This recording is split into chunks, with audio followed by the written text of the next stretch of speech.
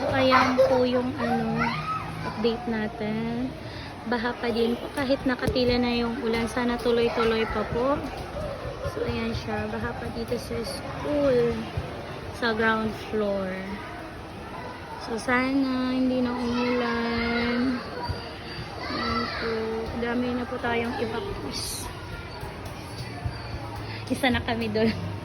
Isa na kami sa evacuees. Ayan. So, ayan po. Ang daming tao doon sa new building. First floor, second floor, third at fourth. Lahat puno na. So, hindi ako makapunta doon kasi ayan. Ako munang lumusong sa baha. So, sa lahat ng mga nabahaan, keep safe po tayo everyone.